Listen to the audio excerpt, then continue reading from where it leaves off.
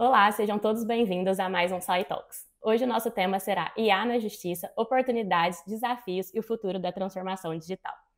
Antes de começarmos nosso bate-papo, lembre-se de nos seguir nas nossas redes sociais e acompanhar nossos eventos na página de eventos. Pessoal que está acompanhando aí de casa, sinta-se à vontade para enviar perguntas que a gente vai estar respondendo no chat. Bom, para conversarmos sobre esse tema, estamos aqui com o Guilherme Zatter e gostaria, Guilherme, que você se apresentasse um pouquinho aqui para a gente. Olá a todos, meu nome é Guilherme Zotter. Para o estranhamento de alguns, eu sou promotor de justiça, mas nos últimos 7 anos tenho trabalhado na área da tecnologia, ou seja, na interface entre as áreas de tecnologia do Ministério Público Brasileiro e as altas gestões, justamente nesse exercício de transformação digital do Ministério Público. Nos primeiros anos desses 7, eu fazia interface entre a área de tecnologia e a alta gestão do Ministério do Estado de Santa Catarina. Lá a gente foi responsável por criar o laboratório de inovação, o movimento de transformação digital. E em razão desse trabalho que foi feito em Santa Catarina, depois, então, eu fui convidado para trabalhar no Conselho Nacional do Ministério Público, onde eu coordenei a criação da Estratégia Nacional Digital do Ministério Público Brasileiro. E atualmente estou vivendo um período sabático para estudos, justamente também nessa área de direito e tecnologia. É um baita currículo, né? Vamos dizer assim. É um prazer estar aqui com você para falar sobre esse tema, sobre um tema tão relevante, tão atual, que eu acho que não tem como a gente não falar sobre IA hoje em dia. Mas antes da gente entrar no tema, eu gostaria de te perguntar como que você avalia o atual cenário tecnológico na justiça e quais são os principais desafios que a tecnologia pode ajudar a solucionar. Então, primeiro, o que eu avalio que a gente está no cenário de muitas oportunidades, né? Com Porque a justiça certeza. brasileira tem um grande benefício, a justiça brasileira tem um grande ponto forte, um grande benefício, que é a matéria-prima daquilo que a gente precisa para trabalhar com o digital e, sobretudo, com a inteligência artificial, que são dados, né? Isso o Poder Judiciário muito mais, mas no Ministério Público nós estamos trabalhando nesse déficit de alguns anos. Então, a Justiça, por exemplo, tem o Programa Justiça 4.0, né, que já completa mais de 10 anos, e a Lei de Processo Eletrônico, que no ano que vem completa 20 anos, em 2006. E o Brasil é um caso único no mundo em que a gente tem uma publicidade tão grande dos nossos atos judiciais e atos do Ministério Público. Então, quase todos, à exceção dos casos com segredo de justiça e sigilosos, disponíveis na internet, né?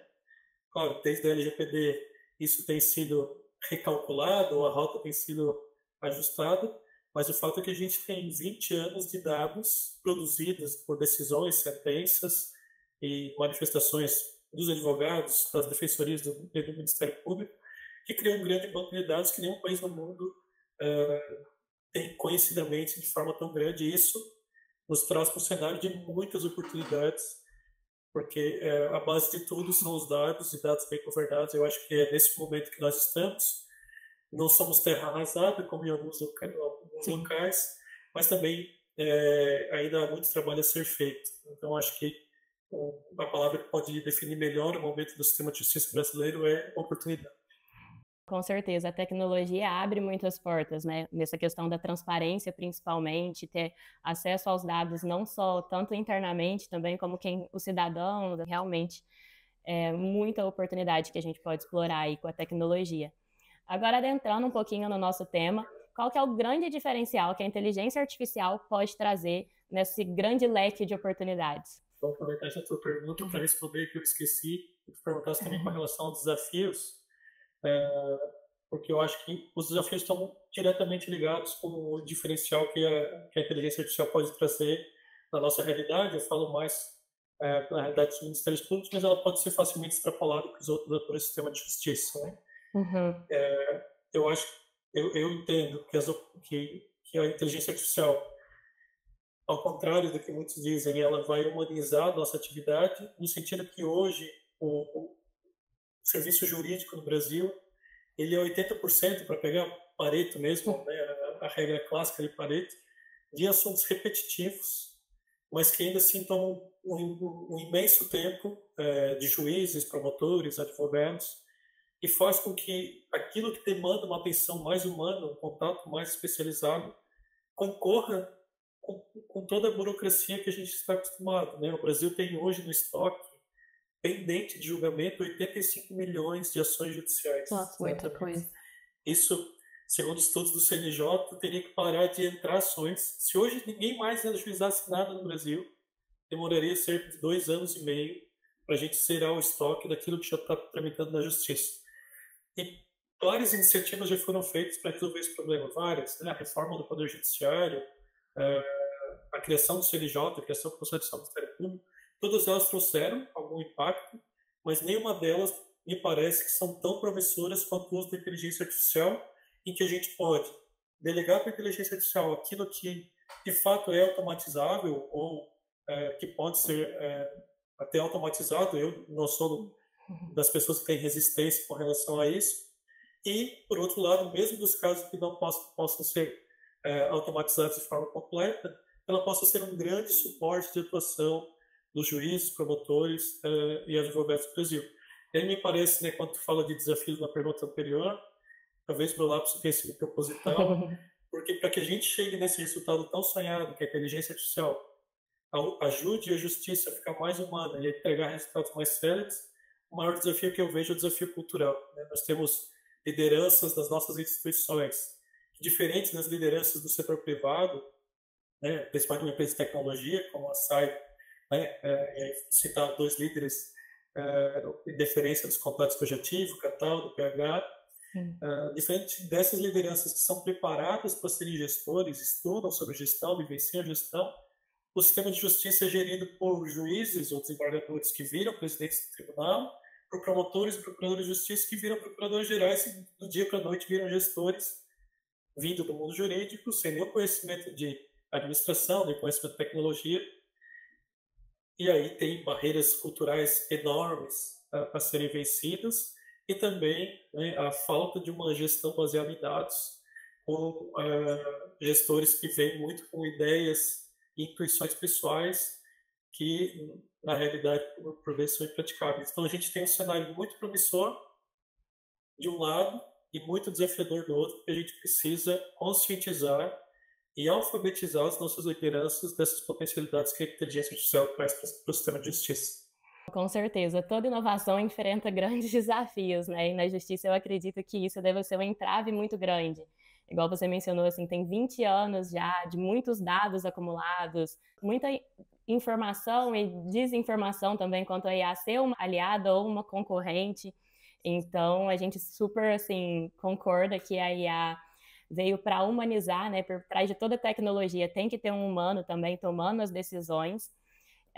Então, já que a gente adentrou nesse assunto, eu gostaria de perguntar se para você, hoje em dia, na sua visão, estaria se tornando um commodity, que a gente acha, assim, uma pergunta no sentido de estaria a IA tão presente no nosso dia a dia que não tem como falar em solução sem o uso dessa ferramenta?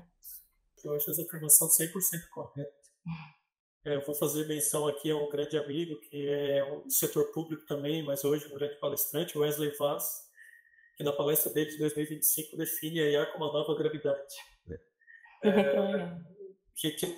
Que tudo hoje roda em torno da IA. Eu até brinco com as áreas de tecnologia com quem eu tenho contato ainda, mesmo afastado, eu converso bastante, que quando eu entrei no Ministério Público era o famoso sisteminha, né? Todo mundo queria um sisteminha para chamar de seu e acionava a área de tecnologia, e hoje não, hoje as áreas de TI são abordadas diariamente com frases do tipo, eu quero uma inteligência artificial.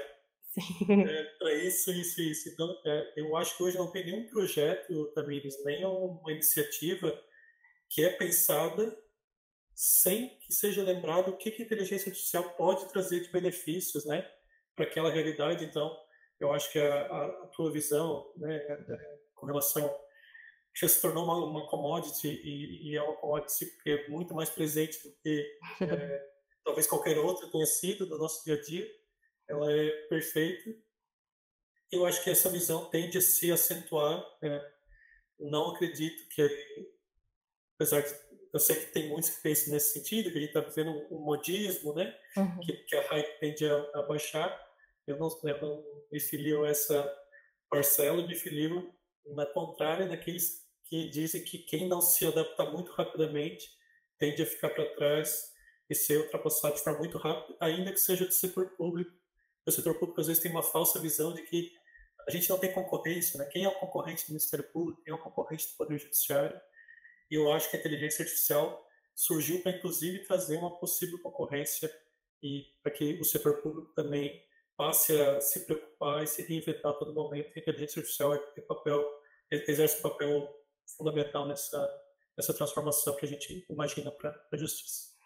Não, muito bacana. A IA seria um catalisador, né, e não a solução final. Ela tem que estar mesmo alinhada com as necessidades de cada órgão, de cada ministério nesse sentido. Adentrando um pouquinho assim nos desafios novamente, a gente ouve muito falar da questão de regulação e da responsabilidade jurídica no uso da IA. Como que isso é enfrentado dentro da justiça? Houve muito recentemente a edição de uma resolução do Conselho Nacional de Justiça, né, uma resolução. O Conselho Nacional de Justiça já tinha uma resolução de inteligência artificial de alguns anos, mas a tecnologia de 4 anos para cá é outra, e foi feita uma muito recente. Eu tenho uma visão bastante crítica com relação a essa corrida pela regulação, ou regulação pela regulação. Ninguém, em nenhum local de debate, discute a necessidade de que a inteligência artificial seja usada de forma ética, que ela tenha limites. Entretanto, a gente está num período ainda embrionário do uso da tecnologia, principalmente quando a gente está falando das inteligências artificiais que acabaram virando sinônimo de inteligência artificial, que são os grandes modelos de linguagem como o ChatGPT, como o Gemini, como o Claude e tantos outros, para não esgotar aqui todas as ferramentas do mercado. Mas a gente está num período muito incipiente e eu gosto muito do dilema de um professor inglês da década de 80, que é o dilema de Collingridge. Ele fala justamente, né, a professor da área de tecnologia, que quando uma tecnologia está perto da sua ideação, eu ainda tenho muita dificuldade de entender quais são os seus impactos, seja os impactos positivos, seja os impactos negativos, e que esse é um momento muito difícil de estabelecer algum controle via regulação. Porque se eu tentar fazer muito perto desse início, a chance de eu estrangular os benefícios é muito grande. Claro, ele fala da outra ponta também, que se eu demorar a regulação, esperar a difusão completa, aí a tecnologia já perdeu qualquer possibilidade de controle. E ele fala da existência de um ponto ideal de controle, que seria quando há alguma difusão mais clara, ou seja, os impactos já são conhecidos, tanto os positivos quanto os negativos, mas ainda assim é possível fazer algum controle.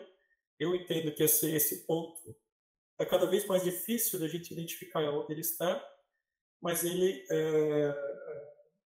para mim, ainda não estaria nesse ponto. Não foi a visão do Conselho Nacional de Justiça, que fez um regulamento bastante prolixo, né? E eu acho que vai impor algumas dificuldades no uso da inteligência artificial para o Poder Judiciário. No Conselho Nacional do Ministério Público, a gente optou por um outro tipo de regulação. Eu gosto de uma regulação mais principiológica, que tende a apontar para os riscos e tomar as medidas básicas para que eles não aconteçam e que ela possa ser adaptada ano a ano. É assim que a gente se posicionou no IP Digital. Eu acho que a regulação de uma tecnologia tão nova deve ser uma regulação que ande junto com o desenvolvimento da tecnologia e não tente antecipar todos os riscos possíveis, porque ao tentar antecipar todos os riscos possíveis eu também posso bloquear alguns benefícios, mas esse é um debate, viu, também, esse é um debate global. Hoje, Estados Unidos e Europa lideram esse debate. Os Estados Unidos viés muito mais, como eu falei, para a Nacional do Ministério Público, de pró-inovação, e a Europa muito mais no sentido de pró-controle.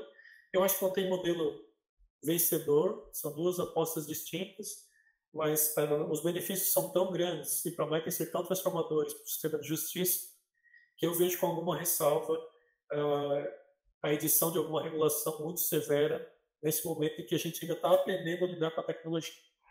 É uma tecnologia relativamente nova, com potencial muito grande, né? Então, realmente, não tem como prever como ela vai estar nem daqui 2 meses, imagina daqui 2 anos, para já trazer essa regulação. É um ponto bem interessante. Quanto ao benefício para o cidadão, para os cidadãos, como que você vê a IA como um auxílio? Eu acho que é uma ferramenta que vai auxiliar muito o cidadão, principalmente no direcionamento, Tamires, do atendimento. Eu vou dar um exemplo do universo, que é o meu universo do Ministério Público. Tá? Eu vou voltar ao tempo dos maias e dos incas, vou falar de como é hoje e como eu acho que pode ser. Pré-pandemia, o nosso atendimento era talvez 70%, 80% presencial, e isso fazia com que o cidadão nos procurasse no Ministério Público quando pensava que nós seríamos a resposta para o problema dele.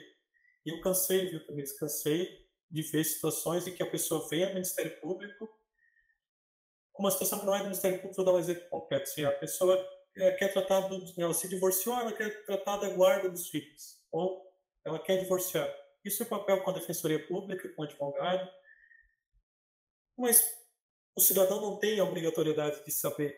Mas eu cansei de fazer atendimentos, de explicar para o cidadão, olha, esse é o seu problema, não é aqui no Ministério Público, a gente tem essa atribuição X, essa atribuição Y, não é da Defensoria, não é da Delegacia.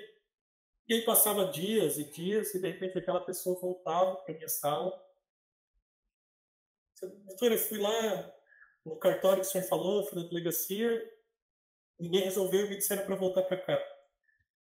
Isso hoje é replicado no ambiente digital. Porque como a nossa organização social, institucional no Brasil é muito complexa, é muito difícil para o cidadão entender qual é a atribuição de cada órgão, cada instituição. E hoje ela manda digitalmente, mas é como fazia presencialmente, manda uma reclamação ou uma denúncia, né? Para usar o termo técnico, né, nesse aspecto, para o Ministério Público. Às vezes a gente responde, olha, esse caso é para tratar isso com a Defensoria, esse caso é para tratar isso com a Delegacia ou com a própria Prefeitura. E, no mais das vezes, o assunto volta para a gente, o cidadão fica dando voltas para conseguir achar o ponto certo. Né? No Ministério Público de Santa Catarina, nós idealizamos uma chatbot chamada Catarina, isso muito pré-ChatGPT, que faz um direcionamento muito embrionário de serviços.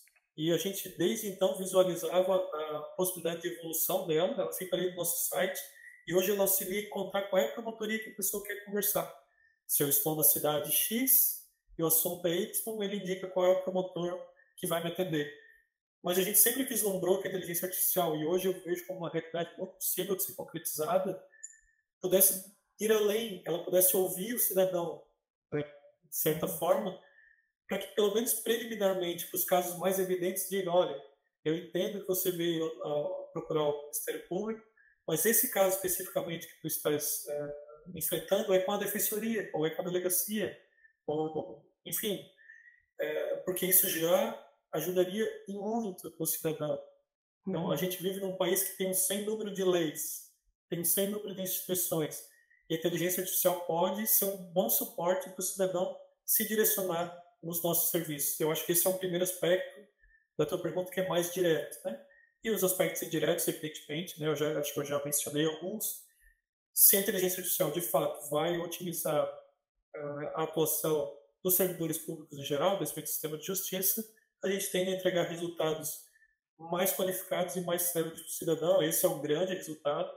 Mas eu aproveitei a tua pergunta para falar de um resultado que eu acho bem imediato para o cidadão na relação dele com as instituições de justiça, e outro que é um resultado mais distante, que a partir da introdução da inteligência artificial, o cidadão tende a ter serviços públicos mais eficientes. Esse é o grande objetivo, imagino, do uso da tecnologia, como tu falou, né?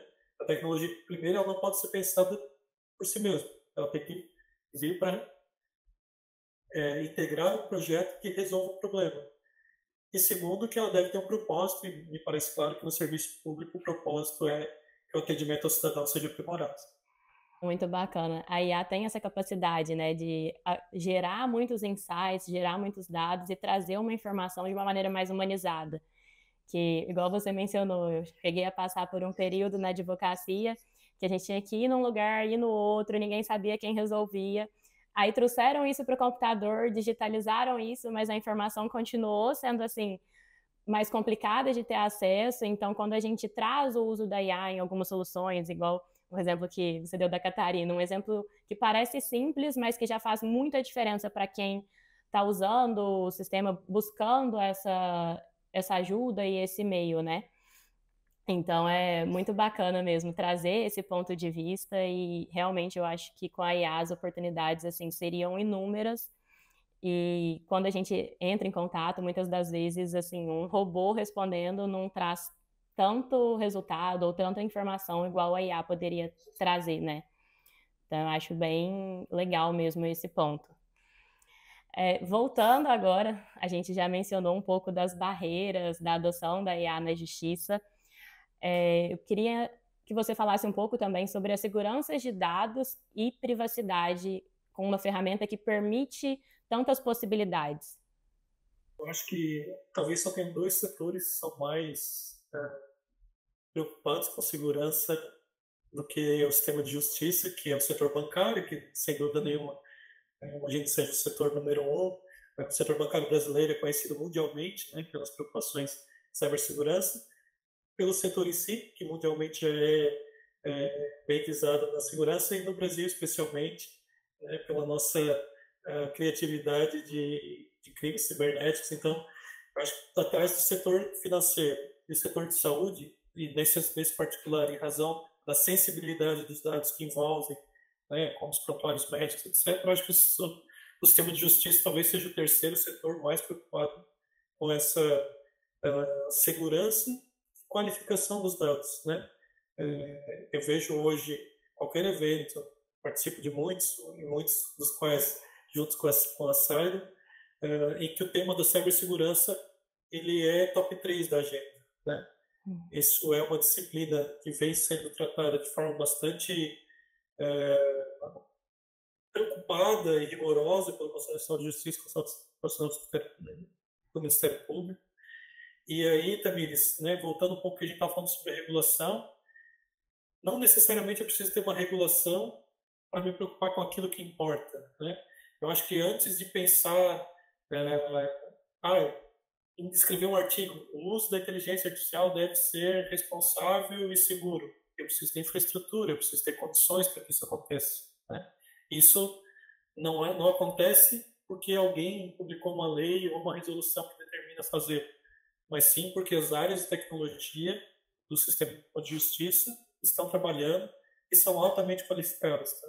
Eu tenho o privilégio de hoje ter contato com várias áreas de tecnologia dos Ministérios Públicos do Brasil, e a temática da cibersegurança, eu acho que ela hoje recebe a preocupação que é merecida. Eu sempre gosto da analogia que um líder de cibersegurança que o Ministério Público específico fez, dizendo até que, fazendo uma escala dos dados que a gente tem para proteger, né? A gente tem quase que uma pirâmide. Todos os dados que a gente recebe devem ser protegidos, claro, de forma bastante sensível, mas a gente tem outras escalas que são dados que a gente chama de segredo de justiça, então seriam dados restritos. A gente tem os casos sigilosos, que seriam um nível ainda acima de preocupação, e tem os casos sigilosos de investigações em andamento, né, que esse profissional sempre chamou de joias da coroa. Uhum. E eu vejo que os investimentos nessa área são investimentos que ocupam a maior parte das prioridades dos orçamentos das áreas de tecnologia no Brasil hoje, estão em alocação de recursos para a área de segurança, porque a confiabilidade do sistema de justiça passa muito hoje pela confiabilidade dos seus ambientes digitais. Nós já tivemos alguns episódios de ataques, né, de disponibilidade de serviço. O STJ talvez tenha sido o caso mais famoso, ficou quase uma semana com serviços indisponíveis, mas até hoje nenhum caso de vazamento de grande repercussão, ou pelo menos que seja conhecido, de vazamentos de dados, sejam ou dados sensíveis nos próprios termos da LGPD, ou de dados críticos na nossa visão, de ações em andamento e de investigações em andamento. Então, eu acho que não tem como falar de inteligência artificial sem pensar numa primeira camada de segurança de dados.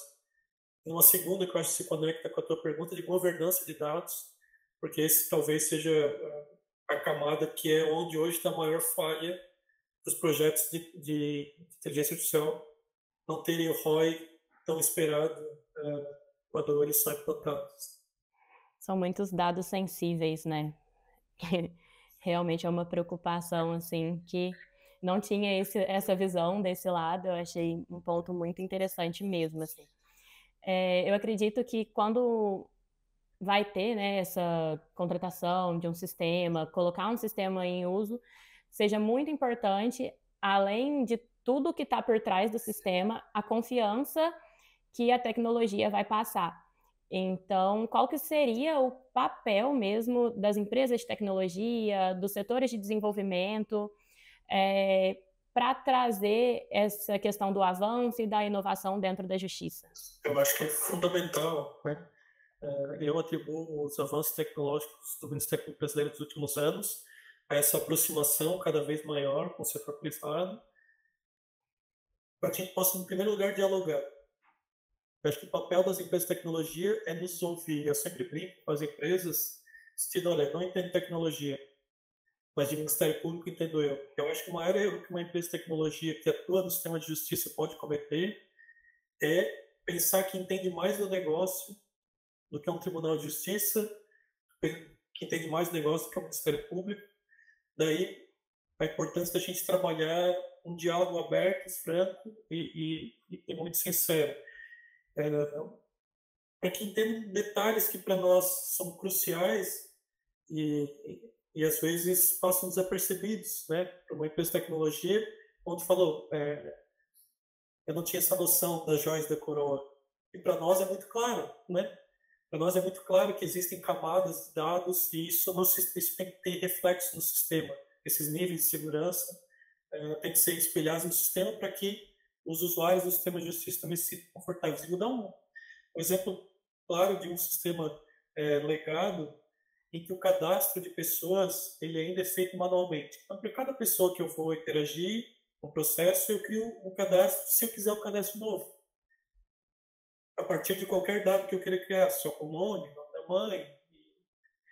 E a gente tem evoluído muito as aplicações mais modernas para que os cadastros sejam feitos a partir do banco de dados da Receita Federal, CPF. Né? Então, qual é a diferença desses dois sistemas hipotéticos? Num deles, eu tenho a possibilidade de cadastrar o Guilherme Zatter 200 vezes. Sim. Uma com o Zatter com T, uma com CPF errado, outra sem CPF, o nome da mãe. Nesse, se eu parto de um ID específico, né, eu tenho um atributo que ele é indissociável da criação de pessoas no meu sistema. O CPF, nesse caso, CPJ para empresa. Eu não consigo criar 50, 100 Guilhermes. Eu vou ter um Guilherme com CPF-T. Isso parece pequeno, mas tem repercussões gigantescas na prática. Porque, por exemplo, se o Guilherme praticando um crime, eu tenho múltiplos cadastros, talvez eu não pegue o antecedente criminal dele. Isso muda completamente a decisão que o juiz ou o promotor vai ter no caso.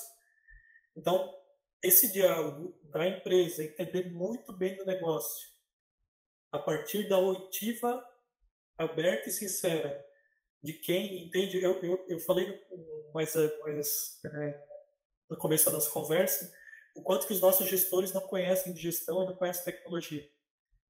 Mas de Ministério Público eles conhecem. Então, quanto mais a empresa de tecnologia estiver aberta a ouvir os defensores públicos, os promotores de justiça, os juízes, mais assertiva ela vai ser na entrega da tecnologia dela.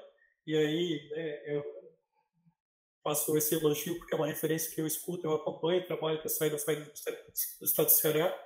Eu acho que esse modelo de uma tecnologia que ele é muito adaptável, como vocês têm, ele é 100% fit com essa necessidade.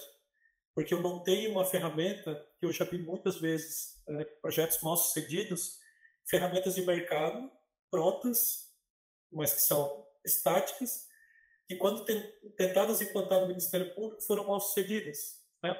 Grandes ERPs globais, e aí quando o Ministério Público ia reclamar com essas empresas, a resposta era: olha, mas essa mesma solução funciona para Coca-Cola no mundo inteiro, funciona para Walmart no mundo inteiro. Se funciona para Coca-Cola no mundo inteiro, é possível que não funcione para você, Ministério Público, do Estado X, tão pequenininho. E a verdade é que não se aplica. Então, eu vejo muito hoje que o diálogo é necessário, que as soluções sejam o mais flexíveis e adaptativas possível para que atenda a nossa realidade, que é um pouquinho peculiar, e possa trazer resultados mais efetivos. Com certeza. Até gostaria de agradecer esse reconhecimento, mas aqui na Seidel a gente entendeu e entende, assim, há algum tempo que para o setor público soluções de prateleiras não funcionam.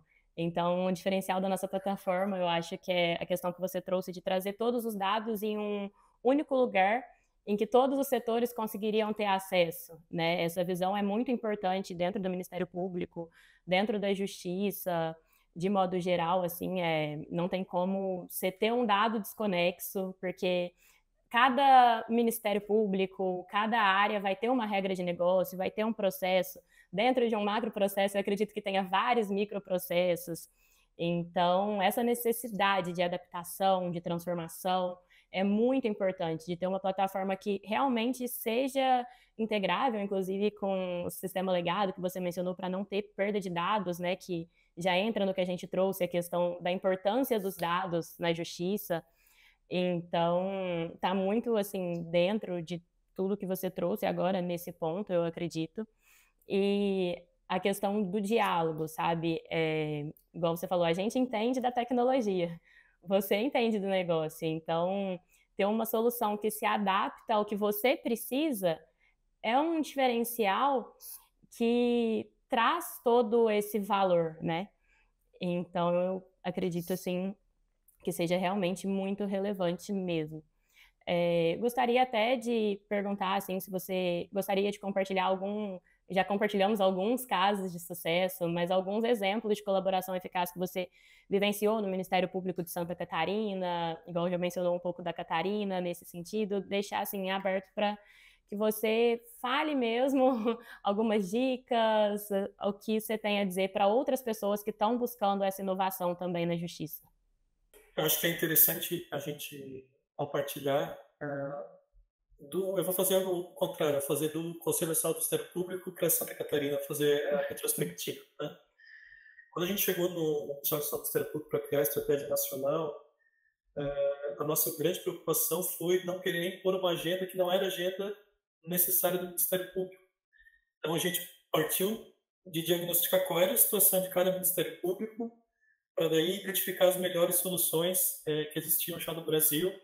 Isso permitiu que eu conhecesse um sem número de casos em que a tecnologia e esse intercâmbio entre o Ministério Público e as empresas de tecnologia propiciaram melhores resultados.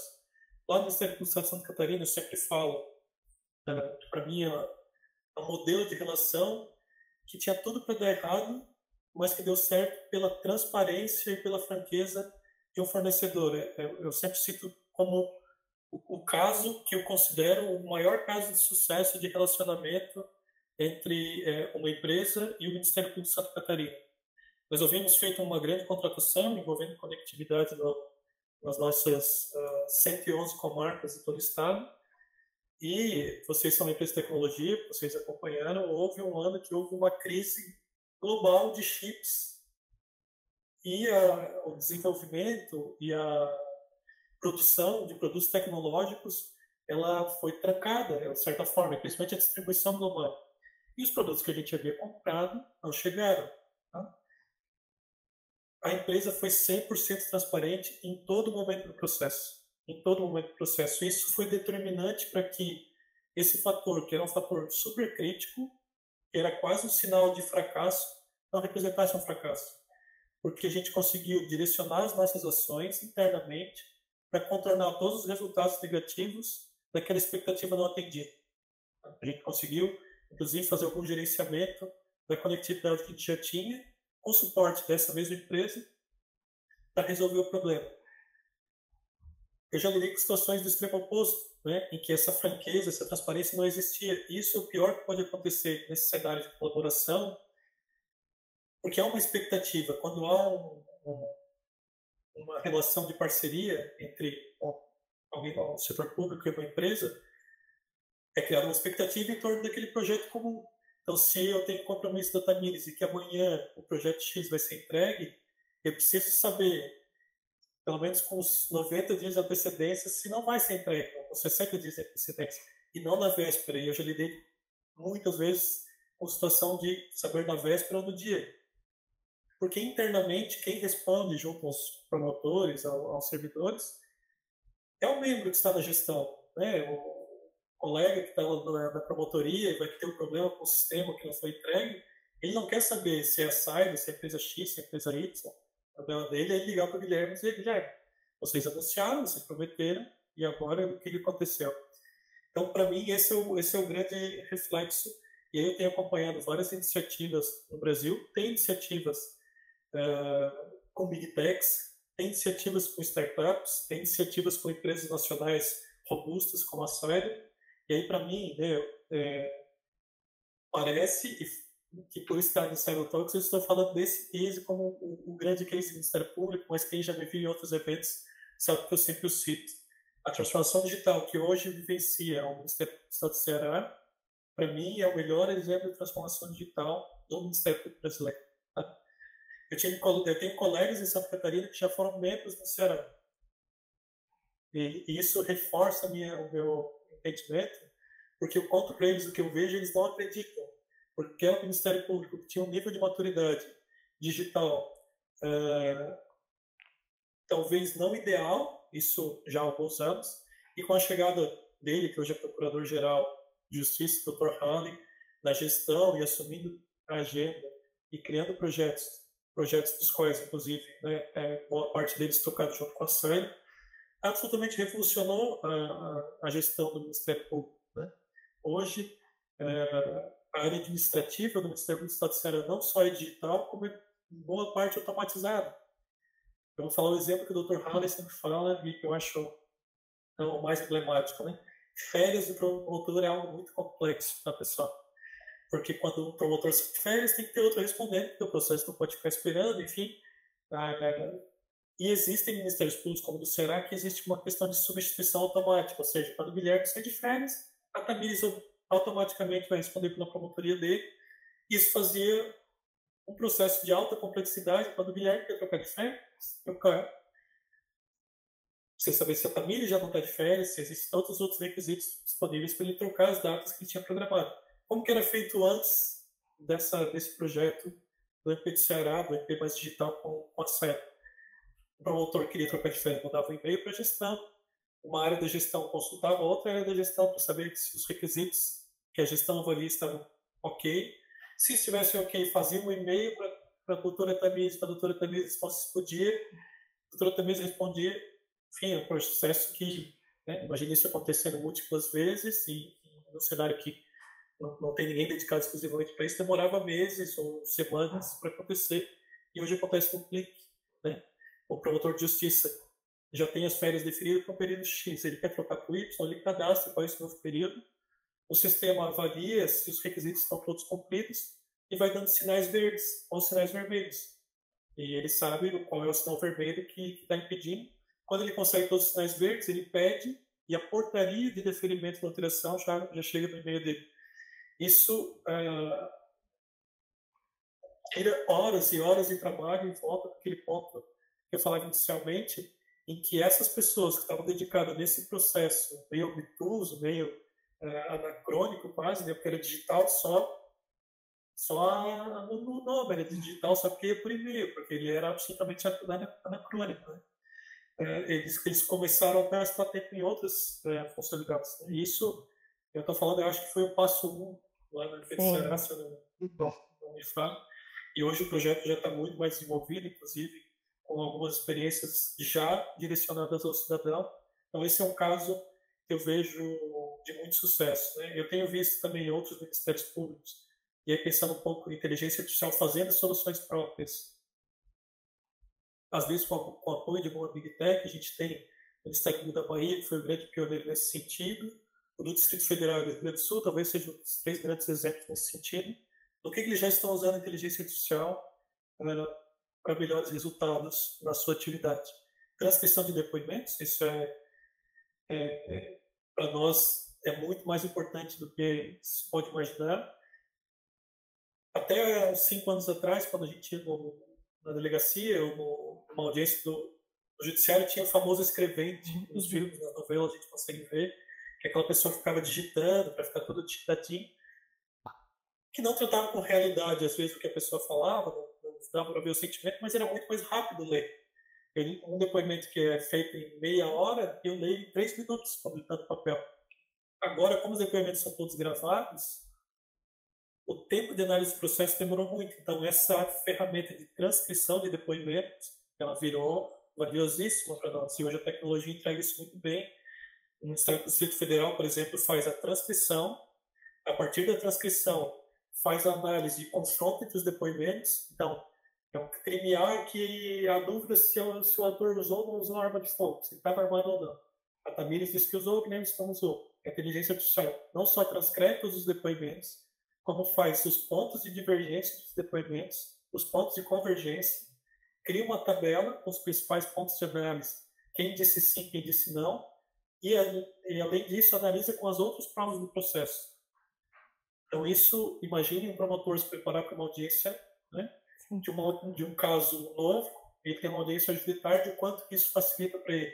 Isso o Ministério do Distrito Federal já está fazendo, ao lado de já minutas automatizadas de peça, que o Ministério do Estado do Rio Grande do Sul também está fazendo. Então, a inteligência artificial já é uma realidade em alguns projetos do Ministério Público Brasileiro e está transformando de forma muito séria a nossa atuação.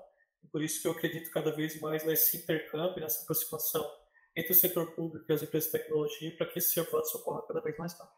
Sim, com certeza. A Seidel traz muito esse posicionamento. A gente trata os clientes como parceiros de negócio que anda lado a lado mesmo. Então, assim, todo o sucesso do case do MPCE, toda a evolução que vem acontecendo, vem muito disso, desse diálogo aberto também, que auxilia no desenvolvimento das nossas soluções. Às vezes não, né? Igual você mencionou, a questão das férias de membro, que foi uma das portinhas de entrada. A gente sentou com o pessoal do MPCE e entendeu qual que é a principal dor. A principal dor é a questão das férias. Então, vamos começar com a questão das férias e ir escalando para as outras áreas. Hoje em dia, lá no Ministério Público do Ceará, já tem mais de 90% dos processos de RH digitalizados e automatizados. Agora, o projeto já está crescendo para as outras áreas, para o setor de compras e até para a solução, para o sucesso assim, do projeto. É importante mesmo essa proximidade que a gente entende e percebe muito no mundo público dos dois lados, né? Tanto dos nossos clientes, no caso, que estão buscando a tecnologia, quanto da gente que está se posicionando enquanto parceiro para levar essa inovação e eficiência, de fato, para os órgãos, para as instituições, nesse sentido. Não, igual você mencionou no início, não tem um certo ou um errado. Tem a necessidade de cada um e como que a gente vai conseguir entrar naquela dor para estar auxiliando mesmo e trazendo benefício para quem está usando, para quem está recebendo essa informação, nesse sentido, assim.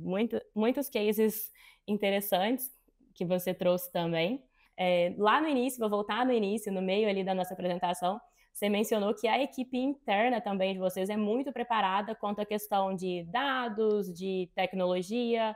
A gente sabe a questão que tem desenvolvimento interno, nesse sentido, tem muitas instituições que usam os próprios sistemas, né? Então, qual que é a importância de uma ferramenta de contratação, de uma solução, assim, low-code, nesse sentido, sabe? Que permita que o próprio órgão faça algumas alterações dentro do escopo que precisa, sem a necessidade de o tempo todo ficar, ô Saido, ô fulano, preciso que você faça isso, preciso que altere tal campo. Trazer isso, assim, para dentro de vocês, trazer essa autonomia para a equipe interna também. Ótimo, a tua pergunta te contando como que o MP Digital nasceu, tá? Em 2021, acho que é 2021 já.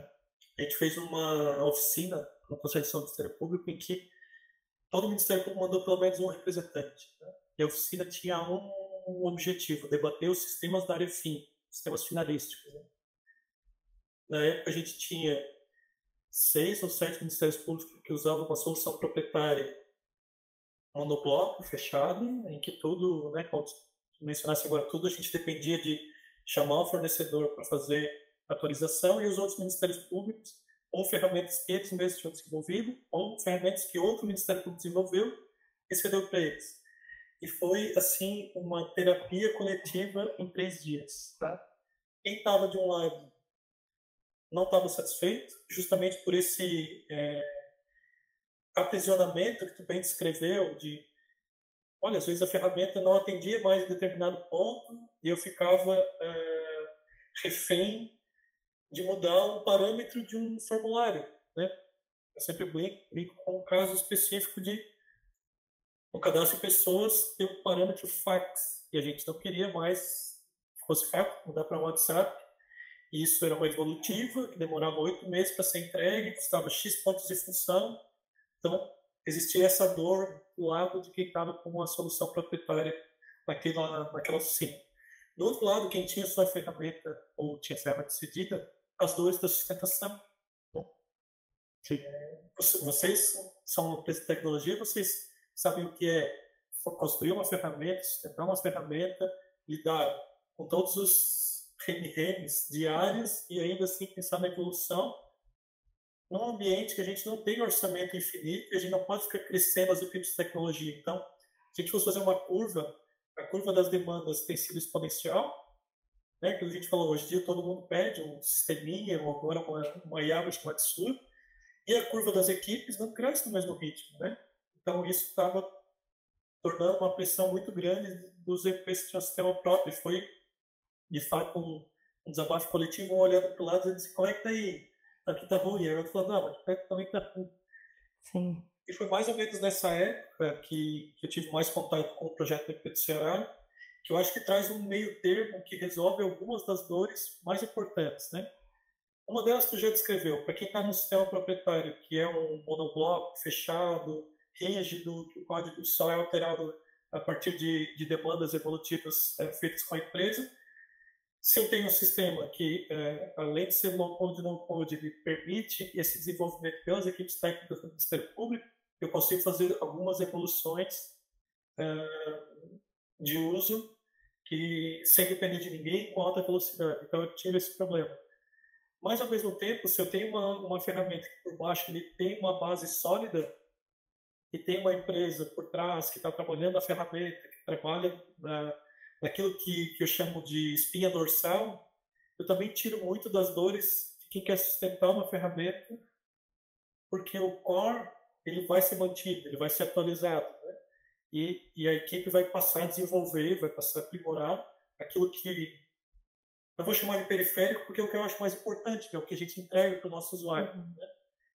Então, eu acho que esse cenário de ferramentas low-code e no-code é um indicativo de futuro e como desenvolver aplicações é o que eu acredito faz sentido para o Ministério Público Brasileiro.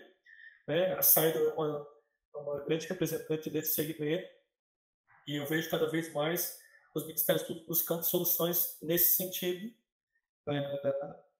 E aí eu acho que se a gente conseguir aliar uma ferramenta low-code, no-code e de certa forma se manter agnóstico, porque hoje é muito sedutor a gente comprar a melhor solução das big techs do momento. Mas a cada 3 meses, ou isso talvez a cada mês, sai um paper novo, que o Gemini superou o ChatGPT, depois o ChatGPT supera, depois o Claude supera, aí o DeepSeek supera, depois... Então, também há uma preocupação, quando a gente fala de ferramentas proprietárias, o quanto que aquela ferramenta vai permanecer no topo, no ranking. Eu acho que esse é um desafio da Saido. Eu já fiz essa provocação ao catálogo, então eu me sinto muito à vontade de externar aqui, de aproveitar que existe essa ferramenta low-code, que ela é agnóstica, pode se beneficiar não só das suas soluções internas, mas também de integrações com soluções de mercado, mas ao mesmo tempo como ela se mantém líder e tão atrativa como ela parece ser hoje. Né? Sim. Essa é uma provocação que eu fiz para o catálogo, e acho que talvez o maior desafio para vocês, para continuar atendendo o Ministério Público com a qualidade que vocês fazem hoje, é justamente direcionar esse desafio. Continuar daqui a 5, daqui a 10, daqui a 20, daqui a 30 anos, sendo uma empresa que continua atendendo as necessidades do Ministério Público brasileiro. Sim, é ser resolutivo pensando no longo prazo, né? Não é só implantar um sistema e falar, pronto, está entregue. É manter sendo atualizado, passando essa confiança, mantendo essa relação aberta, que o potencial da plataforma de crescer, de escalar, de manter um sistema vai estar presente a longo, a curto, a médio prazo, o que a gente considerar nesse sentido, né? Eu queria agradecer, né, a presença sua aqui. Eu acho que você aqui com a gente fortalece ainda mais o nosso propósito, que é o propósito de levar a inovação para o setor público, de modernizar a justiça, mas sempre em parceria, nunca tentando impor alguma coisa ou acreditando que algo vai funcionar porque já funcionou em um lugar. Debater mesmo essas necessidades, trazer a IA, a gente já mencionou aqui no SciTalks, os desafios da IA, a questão da cultura dentro dos órgãos, as possibilidades que ela pode trazer, que são inúmeras, a questão da regulação. Então, eu acredito que foi muito proveitoso. Eu queria perguntar, né, se você queria deixar alguma mensagem final, deixar alguma sugestão para quem quer implementar a IA na justiça, por onde que começa, ou para progredir em outras áreas tecnológicas mesmo. Eu queria deixar aberto. Eu acho que quem quer começar tem que começar com diagnóstico, né? Nenhum médico dá um medicamento porque ele acha que o medicamento é bom, né? A gente não leva o filho no pediatra e o pediatra diz, olha, não, eu estava lendo aqui na internet que inventaram um medicamento excelente, não vou prescrever para meu filho porque ele vai ser ótimo, sem saber se o filho precisa ou não precisa. E às vezes eu vejo isso acontecendo no sistema de justiça, né? Eu vejo muito, e vi ontem, assim, vou compartilhar mais como um desabafo, um planejamento de uma unidade do Ministério Público. Não, agora a gente vai comprar um chat GPT para todo mundo e vai fazer curso de prompt. Como se isso fosse resolver a transformação digital daquela unidade, né? Então, eu acho que tem que começar com diagnóstico para entender quais são as nossas dores. E no Ministério Público, na Constituição do Ministério Público, a gente provoca muito para que o Ministério Público faça a sua estratégia digital, a estratégia digital baseada no diagnóstico. A gente diz, escolhe as tuas 3 maiores dores, ouve quem são os teus usuários, a gente sempre orienta pelo menos uma dor para o cidadão, qual é a dor que o cidadão mais sente hoje na relação com o Ministério Público? Qual é a dor que os teus usuários mais sentem no dia a dia, né? Pelo menos 2. Identificou essas 3 dores, aí sim a gente vai começar a pensar onde e como a tecnologia e, sobretudo, a inteligência artificial pode fazer diferença. E a camada intermediária disso tudo é confiar nas nossas equipes internas de TI e confiar no setor privado, que evolui muito rapidamente essa tecnologia, está sempre aberto ao diálogo, sempre aberto a aprender. É uma camada um pouquinho mais oculta, a gente já conversou um pouquinho sobre ela, nem vou voltar tanto, é a qualidade dos dados. Né? Hoje eu vejo muitos projetos serem mal sucedidos, porque a ambição ela está muito dissociada daquilo que a instituição tem como dado para trabalhar. A inteligência artificial ela tem uma matéria-prima, e a matéria-prima é dado. Né? Então, se eu quero fazer uma inteligência artificial que faça a predição de se no bairro X vai ter mais crime do que no bairro Y, dado que tu tens, que diz o quantitativo de crime no bairro X e no bairro Y, como ele é tratado, quais são os metadados, como ele está organizado, como se ele está limpo, se ele é crível, ou se ele é um planilhão de Excel que tu recebeu da polícia, então acho que tem dado. Então a gente tem ainda um exercício muito grande, viu, Tamiris, nessas 3 questões: identificar as dores, fazer a consciência das lideranças de que a partir dessas dores é que tem que ser construída uma estratégia digital para resolver aquilo que é real e não o que é hipotético.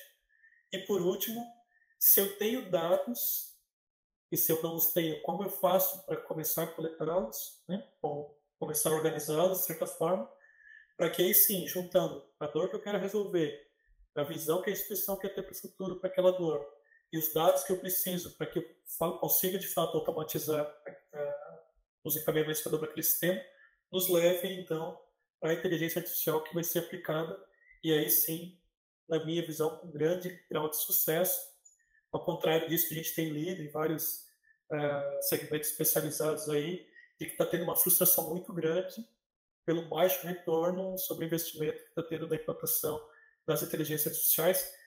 Me parece que se falhar qualquer um desses 3 pilares, a chance de ter alguma frustração de expectativa quanto ao retorno, ela é muito grande. É um guia muito relevante para quem quer começar a implantar essa ferramenta, né? A gente acredita muito nisso, que a transformação digital tem que estar verdadeiramente conectada às reais necessidades da instituição Então, tá dentro desse guia que você passou. A gente falou muito sobre solução e não só sobre IA, justamente trazendo esse ponto, né, que a IA é uma aliada nesse processo. Não adianta pegar uma IA independente e manter sendo totalmente robotizado, para trazer essa questão humana, sendo catalisador mesmo da transformação digital. Eu acredito que tenha sido um bate-papo muito bacana, trouxe muitos insights significativos. Gostaria novamente de agradecer a sua presença, lembrar o pessoal que está assistindo de casa para seguir nossas redes sociais, interagir no chat, a gente vai estar respondendo todas as perguntas, e também para acompanhar nossas páginas de eventos, que lá a gente divulga todo o nosso calendário. Obrigada, Zata. Obrigado, eu que agradeço o convite, desejo sucesso. Acontecer conosco para esse diálogo continuar acontecendo.